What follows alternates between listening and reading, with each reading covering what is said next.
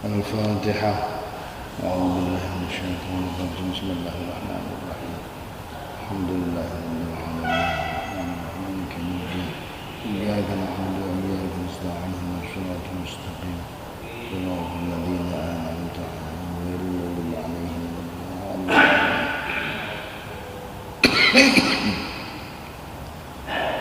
Alhamdulillah Rabbil Alamin.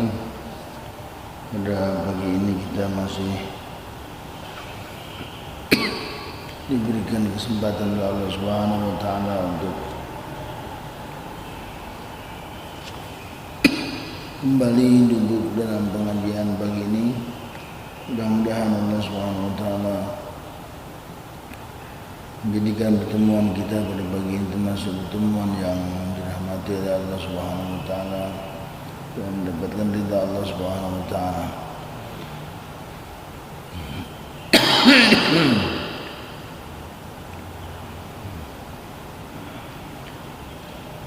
Menjemah ilmu Allah Subhanahu wa taala. Bismillahirrahmanirrahim.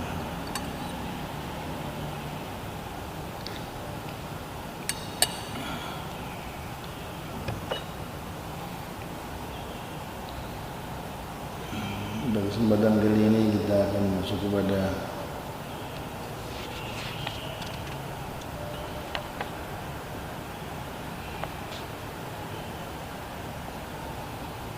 tentang masalah pembahasan yang sedikit agak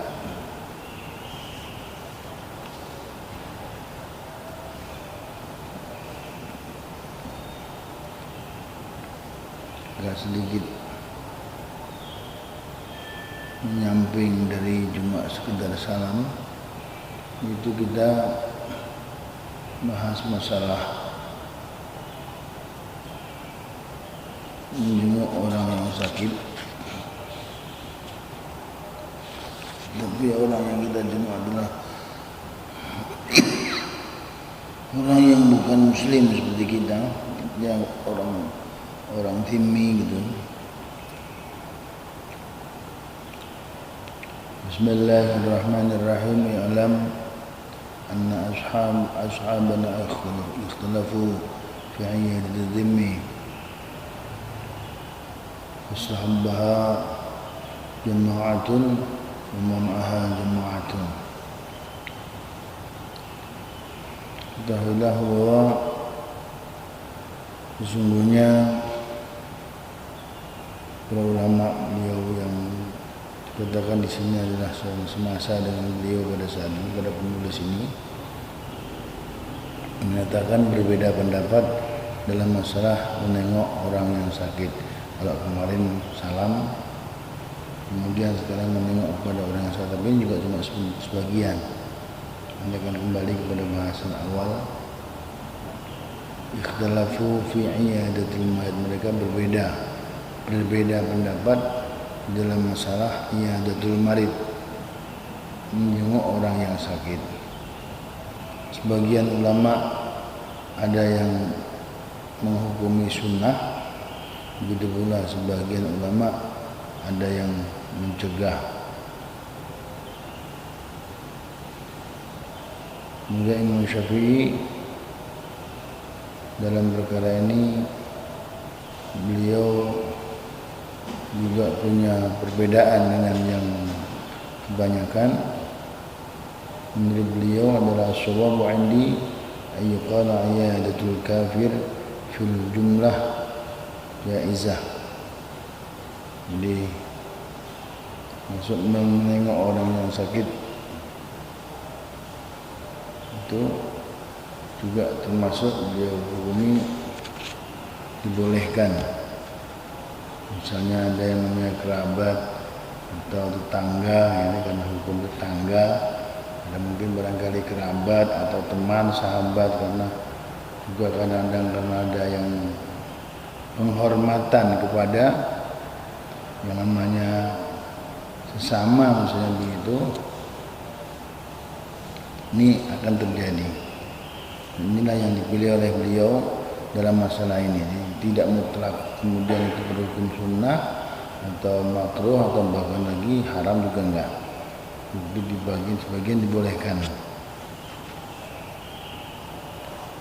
Hal ini didasari oleh apa yang pernah terjadi pada Rasulullah Muhammad sallallahu alaihi wasallam.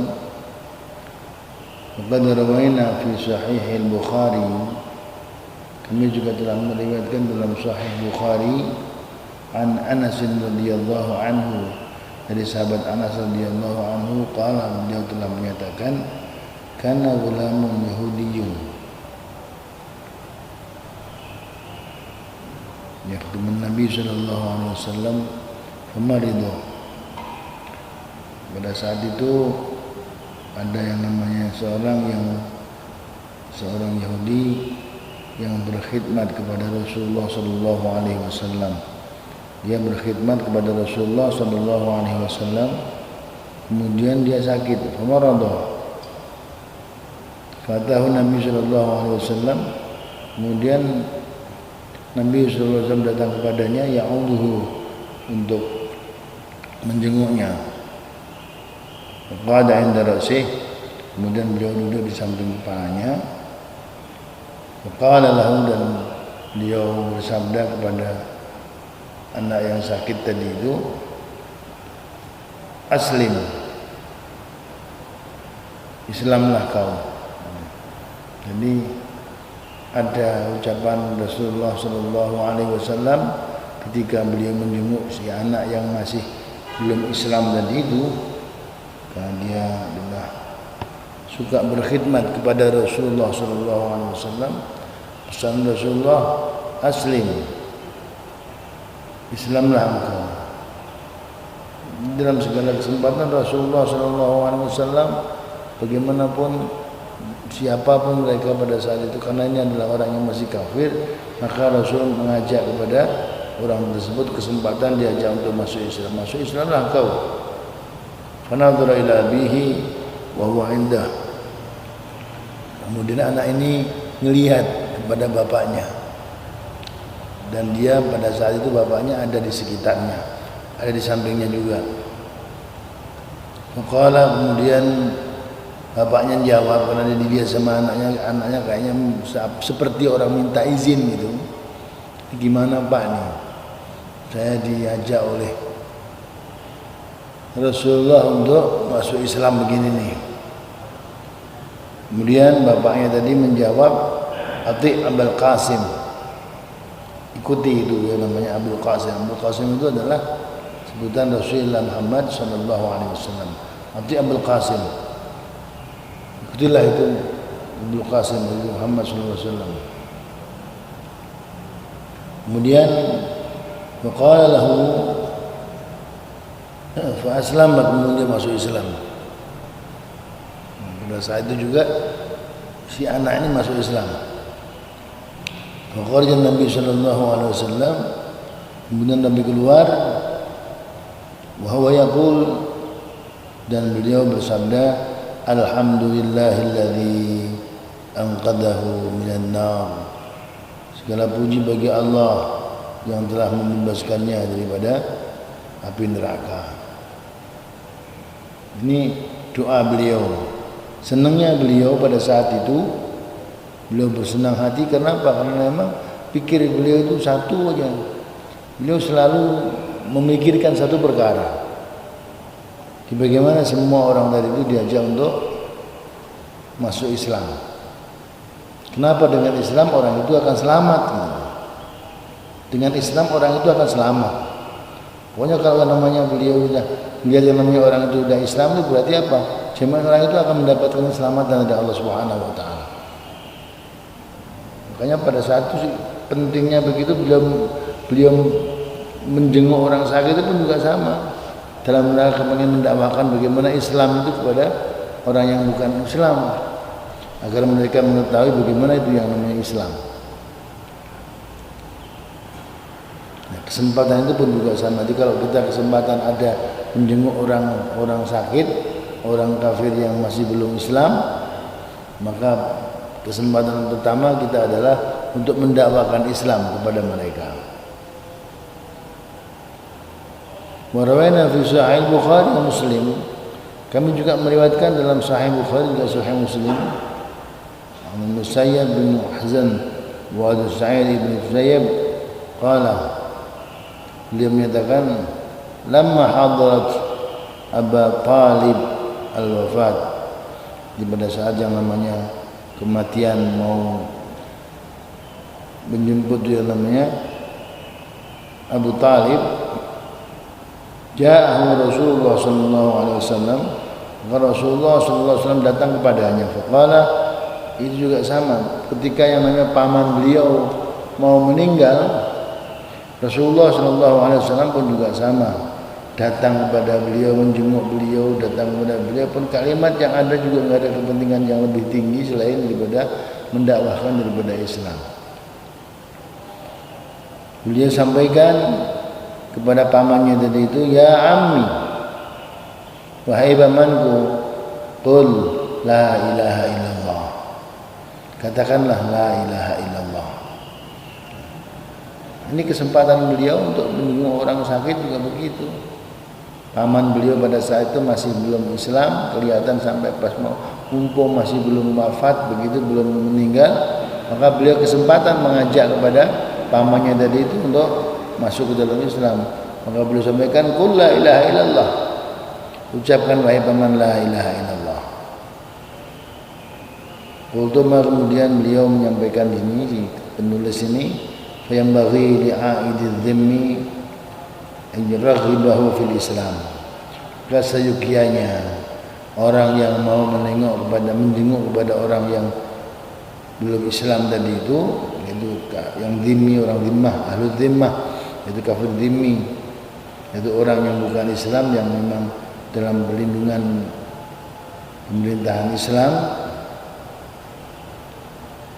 yuraghibahu fil Islam, hendaknya dia ditarghib untuk bisa masuk ke dalam Islam.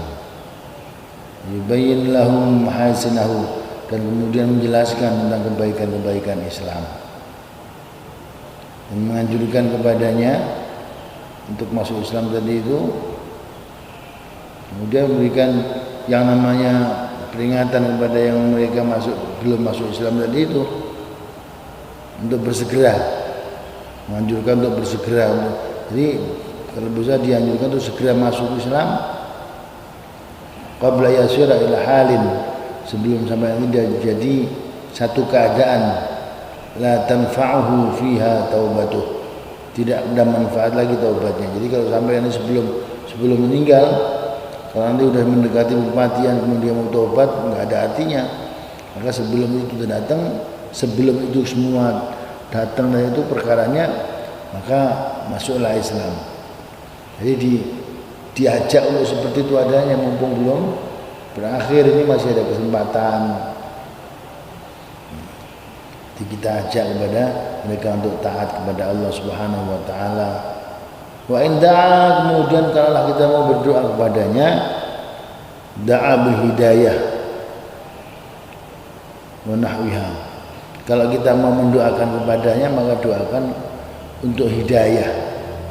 Doa untuk hidayah, mudah-mudahan mendapatkan hidayah dari Allah Subhanahu wa taala. Ini benar-benar kita pikirkan perkara seperti itu adanya. Rasulullah sallallahu alaihi wasallam juga sama seperti itu adanya pada saat itu. Kalau melihat orang yang belum Islam, bagaimana pentingnya mereka agar Islam. Kalau mau berbuat baik kepada mereka semuanya, berkepentingan kita dengan agar mereka semua taat kepada Allah Subhanahu wa taala, agar mereka semuanya masuk ke dalam Islam.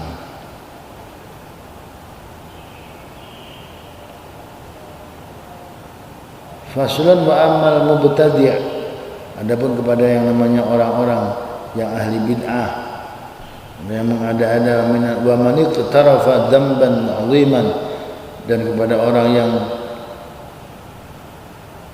masih sering berbuat dzamban 'aziman, dosa yang besar, orang ahli bid'ah atau orang yang masih melaksanakan perbuatan dosa besar, walam yatub minhu, kemudian dia belum mau bertobat daripada dosa yang ada, diajak kembali kepada Allah masih belum bisa, fayambaghi alla yusallima, kalau bicara masalah kembali ke salam, Fayam bagi maka seyogianya Allah yusallima, maka untuk tidak mengucapkan salam kepadanya, alaihim kepada mereka, wala yuraddu alaihim assalam, dan kemudian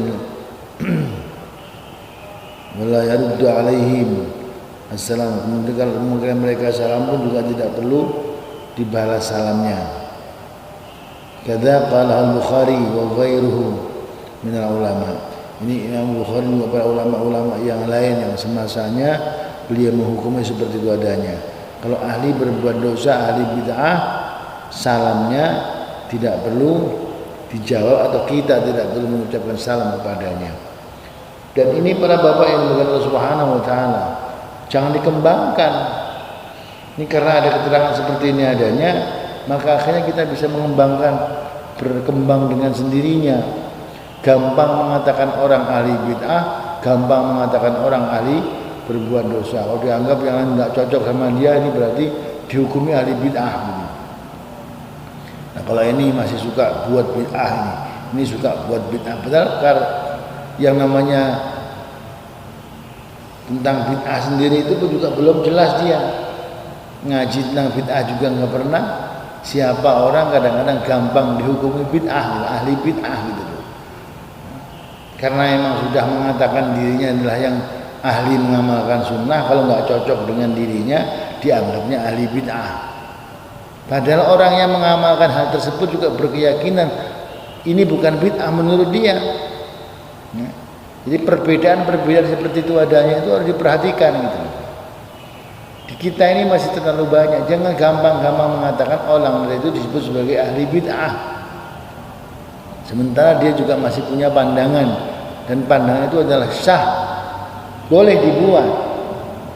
Berbeda pendapat itu belum tentu dia itu adalah ahli bid'ah. Misalnya masih yang namanya orang kadang-kadang hanya gara-gara pakai usoli. Rasul juga dulu nggak pakai usoli, kemudian kan saya pakai usoli, dianggapnya sudah dianggap sebagai ahli bid'ah, misalnya begitu adanya. Kemudian banyak ini karena keterbatasan kita. Jangan sampai yang namanya kita yang belum tahu tadi itu gampang mengatakan kepada orang yang tidak pernah saya ketahui seperti itu adanya dari pengajian saya yang baru sekian, kemudian orang yang nggak sampai seperti apa yang kita lihat, semua dianggap sebagai perkara orang itu bid'ah gitu. Dan makanya terus akhirnya yang terjadi seperti itu adanya, disalamin nggak mau jawab, atau mungkin bahkan nggak mau mengucapkan salam kepadanya. Padahal sebenarnya adalah saudara Islam yang sama. Ini karena berbeda penafsiran, berbeda pendapat. Berbeda penafsiran itu sah. Beda pendapat itu sah, bukan tidak sah. Nah, yang tidak sah itu malah berbeda pendapat dikala kita nggak punya ilmu kok berbeda pendapat. Kalau kita nggak punya ilmunya, tanya kepada ahli ilmunya, ahli tentang perkara seperti itu adanya. Kalau kita nggak punya ilmunya, belajar tentang ilmu yang bersangkutan, nanti baru tahu. Ahli bid'ah termasuk orang yang masih berbuat dosa besar. Ini juga sama. Jangan ucapkan salam kepadanya, atau mungkin barangkali kalau salam juga nggak punya kewajiban untuk menjawab. Kada qala al-Bukhari, seperti ini adalah pendapat Imam al-Bukhari wa ghairuhu minal ulama, dari ulama-ulama yang lainnya yang sekali beliau. Wahtajal Imam Abu Abdullah al-Bukhari, beliau kemudian punya hujjah, punya pendapat nomor itu di hadis masalah.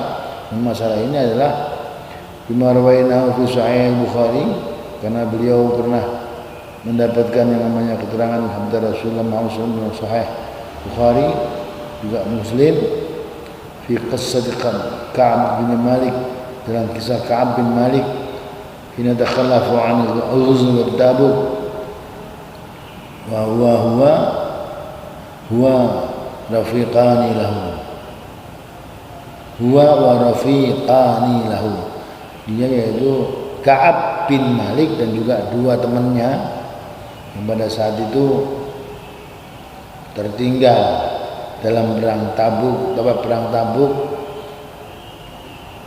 semuanya berangkat, kemudian dua orang itu dia dan juga temannya dua orang, dia nggak kebawa dalam perang Tabuk tersebut.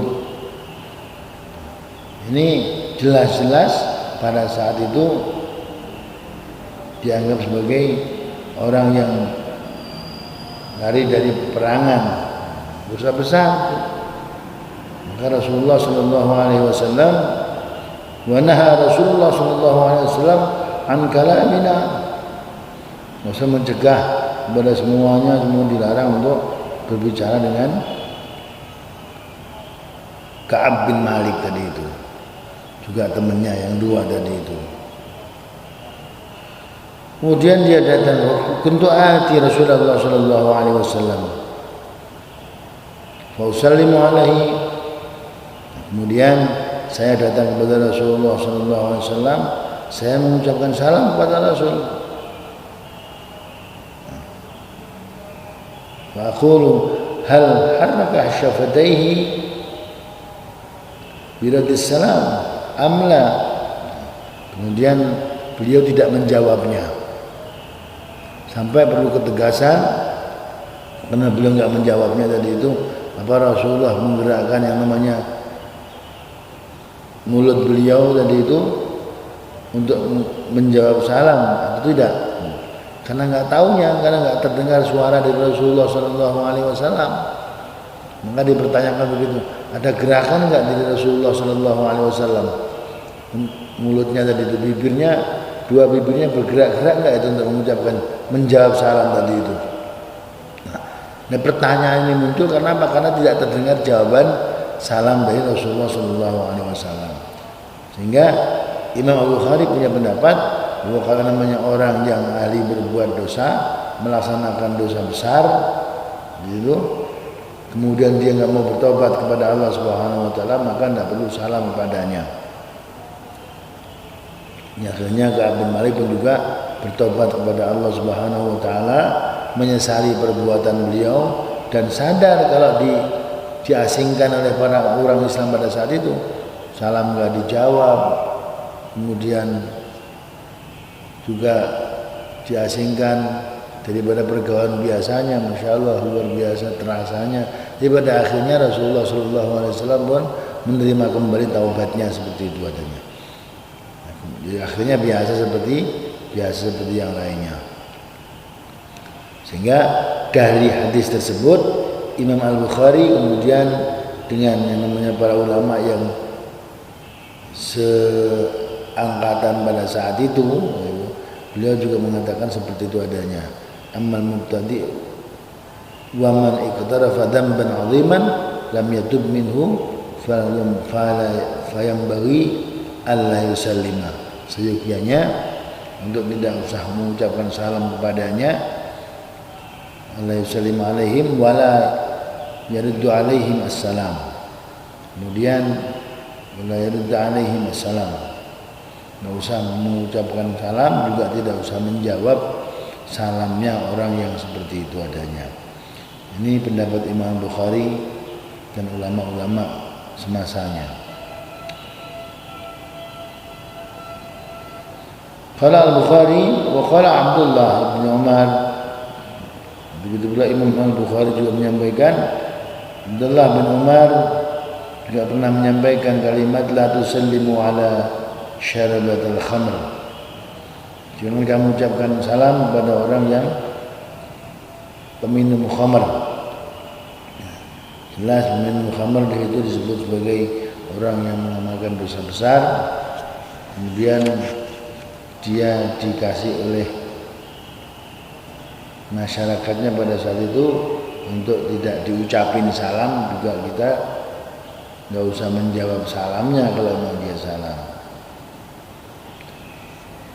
Qultu fa in tarra ila salam, kemudian saya mengatakan kalau kita terpaksa harus mengucapkan salam kepada orang yang zalim tadi itu, bi an dakhala alaihim, karena kita masuk kepada mereka, wa khafa tarattub mafsadatin, kemudian kita takut akan akibat daripada kerusakan fi dinihi dalam agamanya, atau dunyahu atau dunianya, au ghairihima, atau yang lainnya. Jadi kalau kita nggak salam nanti kemudian takut ada efek yang tidak baik yang ditimbulkan, ya apapun juga efeknya, karena mungkin pembesar atau bagaimana terserah, tapi terpaksa kita mengucapkan salam kepadanya, illa bisalim. Kalau begitu ya begitu. Kalau kita nggak salam kemudian menimbulkan ada akibat yang menimbulkan kerusakan baik agama maupun dunianya, maka salim alaihi, maka boleh kita mengucapkan salam kepada mereka. Qala al-Imam Abu Bakar Ibn Arabi, Abu Bakar Ibn Arabi mengatakan, qala ulama yusallimu wa yanwi anna salam ismun min asma'illahi ta'ala. Kemudian ditata Abu Bakar Ibn Arabi, beliau menyatakan ulama berpendapat dalam menyelamatkan kalimat salam kepada mereka, kalau terpaksa salam kepada mereka, maka ucapkan salam ini. Tidak apa-apa mengucapkan salam, tapi hatinya harus kemudian kita niatkan bahwa salam jangan diniatkan sebagai doa, tapi niatkan salam itu adalah salah satu daripada assalam, itu adalah salah satu daripada asma Allah Subhanahu wa taala. Jadi yang namanya kemudian salamnya bisa berarti Allahu alaikum raqibun. Jadi artinya jadi begitu. Allahu alaikum raqibun. Allah adalah zat yang mengawasi kalian. Jadi artinya begitu. Jadi bukan semoga kamu mendapat keselamatan, bukan, tapi seartinya adalah Allah alaikum raqibun. Assalamualaikum itu assalamnya bukan berarti semoga Allah memberikan keselamatan, bukan, tapi artinya adalah Allah adalah zat yang maha mengawasi kalian semua. Itu artinya seperti niatnya hati begitu, bukan berniat assalam sebagai arti doa, tapi arti Allah dengan asma Allah. Assalam itu adalah ismun min asma'illah, dan salah satu nama daripada nama-nama Allah Subhanahu wa taala adalah kan assalam ya. Assalamu muhaimin wahidul jabbar. Assalam itu adalah salah satu daripada nama Allah. Jadi kalau susunannya kemudian diucapkan jadi assalamualaikum, susunannya jadi Allahu alaikum raqibun. Allahu alaikum raqibun. Allah adalah zat yang maha mengawasi kalian semuanya. Itu artinya jadi begitu. Jadi bukan berarti semoga Allah memberikan kesejahteraan, bukan berarti, tapi artinya adalah Allah adalah zat yang mengawasi kalian semuanya. Nah, kayak begitu itu. Kalau terpaksa kita harus mengucapkan salam, lisan kita mengucapkan begitu, hati kita dibimbing hatinya untuk meletakkan itu salamnya. Jadi arti assalam adalah bukan arti doa, tapi artinya adalah Allah. Dia adalah salah satu nama daripada nama Allah Subhanahu wa taala. Jadi begitu artinya, kayak seperti itu adanya. Faslun wa amma sibyan, adapun kepada anak-anak, fasunnah ay sallim alaihim, maka sunnah untuk mengucapkan salam kepadanya.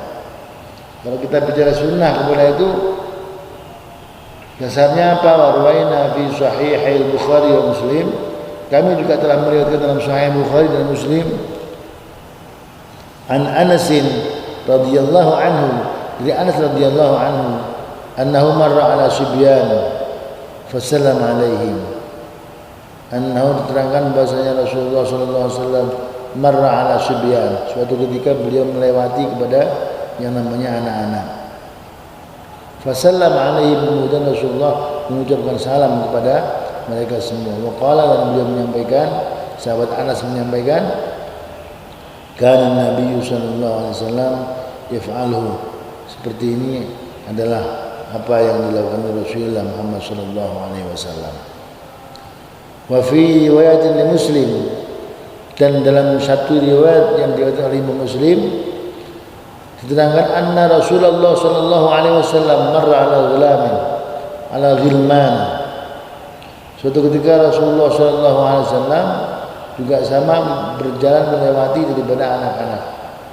Wasallama alaihim, kemudian Rasulullah juga mengucapkan salam kepada mereka.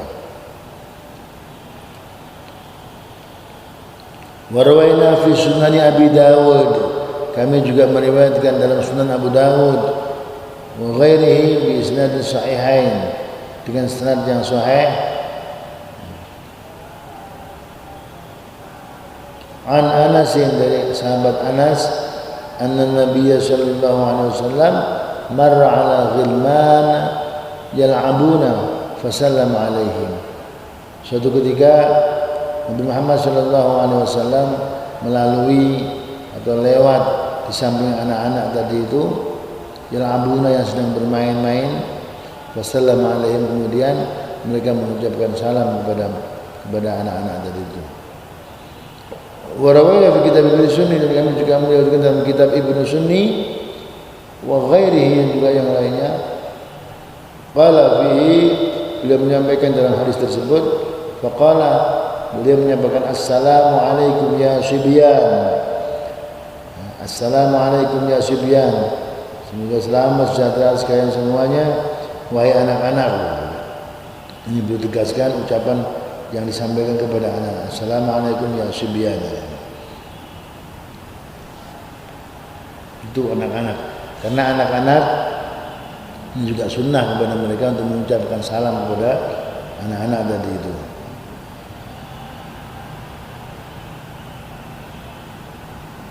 Ini semua Rasulullah Muhammad sallallahu alaihi wasallam.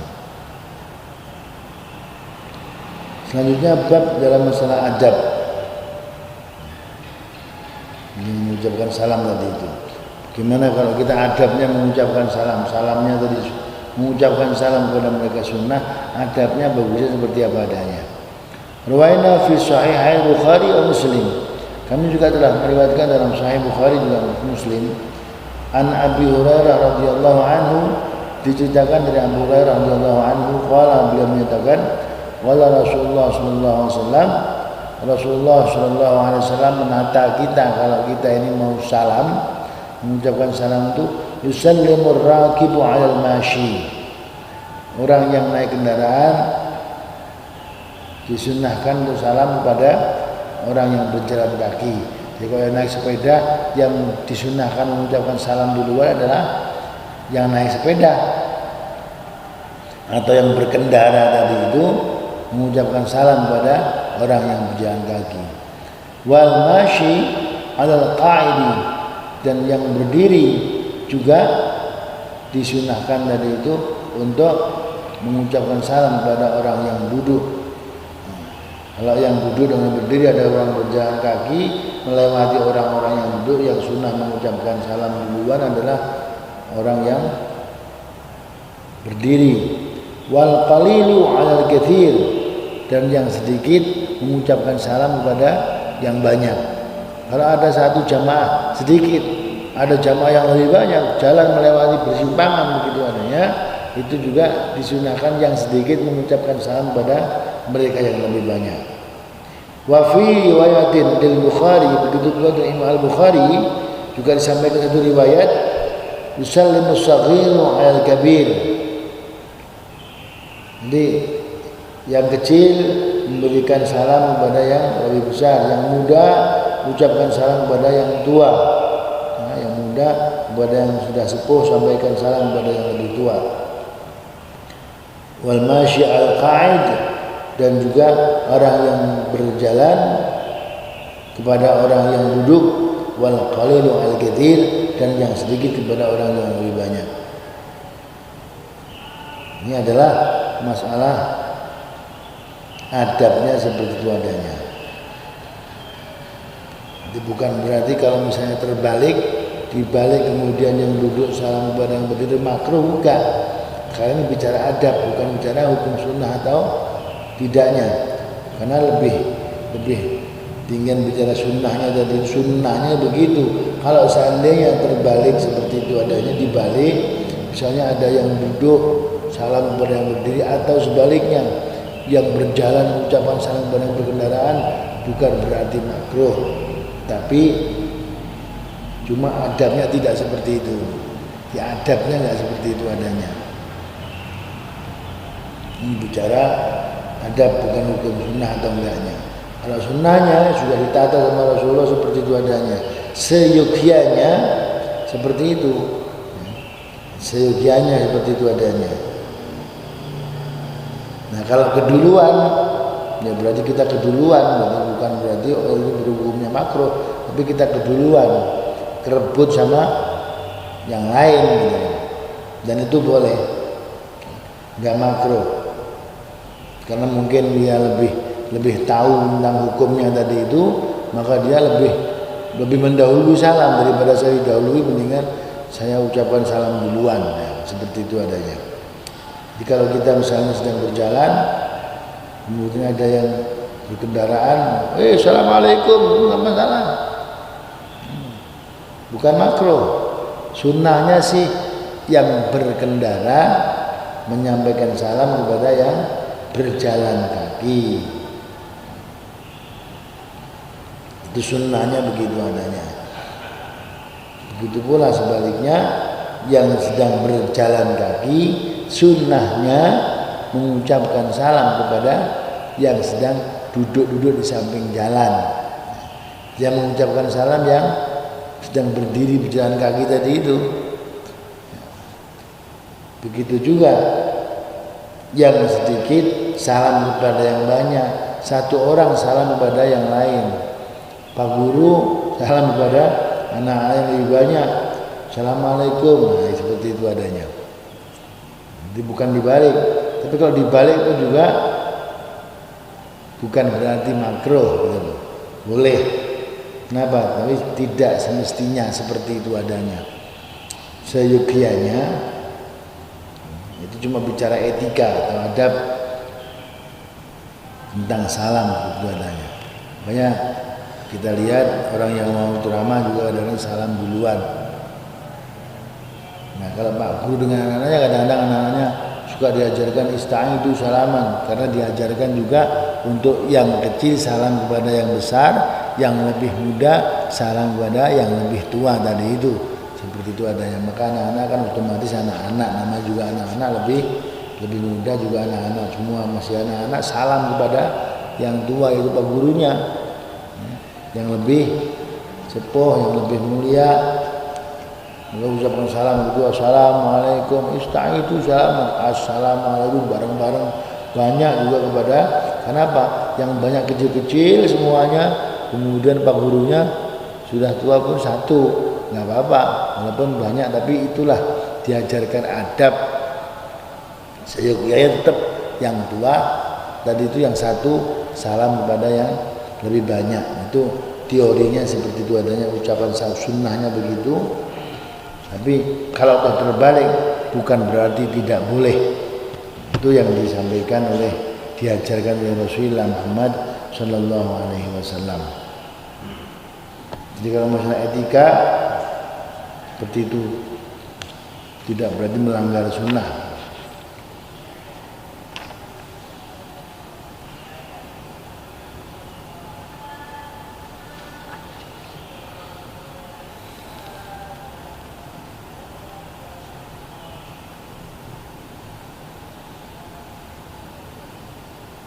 Demikian para bapak yang Allah Subhanahu wa taala yang sudah disampaikan pada bab ini. Berikutnya kita nanti akan sampai pada masalah yang masih berhubungan dengan salam, dan juga yang lainnya cukup banyak tentang berbagai macam perbedaan yang mungkin terjadi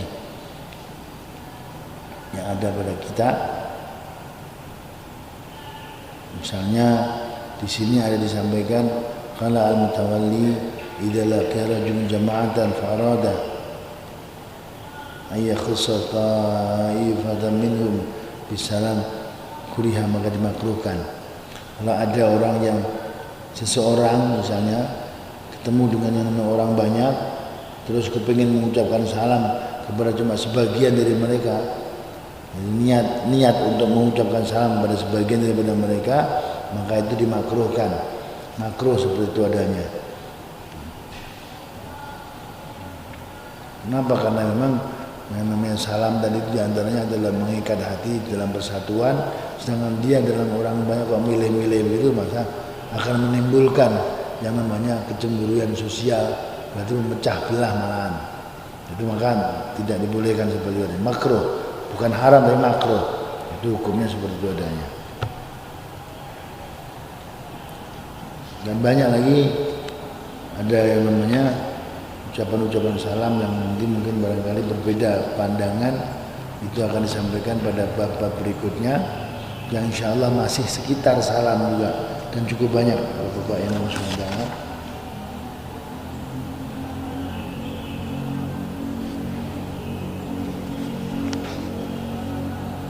Mudah-mudahan Allah Subhanahu wa taala berikan taufik kepada kita semuanya untuk bisa mengamalkan kepada kita, berikan yang namanya kita membiasakan diri kita melaksanakan perintah Allah Subhanahu wa taala melalui Rasulullah Muhammad sallallahu alaihi wasallam dengan perintah afsyus salam bainakum, yaitu tebarkan salam di antara kalian. Dan itu kita bisa mengucapkan dimanapun kita berada, ya, sebagaimana yang telah banyak dicontohkan dan diajarkan oleh Rasulullah Muhammad sallallahu alaihi wasallam.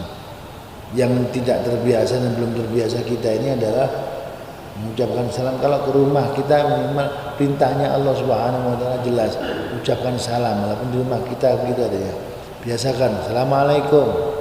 Nah, seperti itu di rumah kita sendiri sekalipun biasakan ucapkan salam. Itu pertama dari mulai yang paling bawah, biasakan di rumah kita, anak-anak kita, tetangga kita, atau mungkin barangkali anak-anak tetangga yang mungkin ada di sekitar kita. Kalau mau masuk rumah dibiasakan suruh mengucapkan salam, ya. Dibiasakan suruh mengucapkan salam, assalamualaikum. Nah, begitu. Kalau anak-anak juga terbiasa begitu, dibiasakan. Nanti kalau masuk belum salam, keluar lagi dia. Biasakan karena dia terbiasa salam, terus dia belum salam, keluar lagi, assalamualaikum. Nah, ini melatih mereka. Ini perkara kecil Pak, tapi Masya Allah luar biasa. Kalau kita nggak perhatikan betul, hilang. Lama-lama akan menjadi kebiasaan. Nggak salam juga nggak apa-apa. Nah, ini kebiasaan salam itu biasakan di rumah kita. Kalau emang belum salam, ingatkan kepada mereka yang masuk yang belum salam, agar mereka kembali mengucapkan salam. Dia keluar lagi mengucapkan salam, assalamualaikum, nggak apa-apa. Begitu, seperti itulah contohnya yang diajarkan itu. Terapinya terapi kebiasaan. Nah, kita pun juga sama, kalau kita nggak biasakan begitu, ya nggak akan terjadi. Ketemu dimanapun kita, ketemu teman, ketemu sahabat, ketemu orang tua, assalamualaikum, itu duluin, baru yang lain-lainnya. Demikian, kurang lebihnya mohon maaf. Wassalamualaikum warahmatullahi wabarakatuh.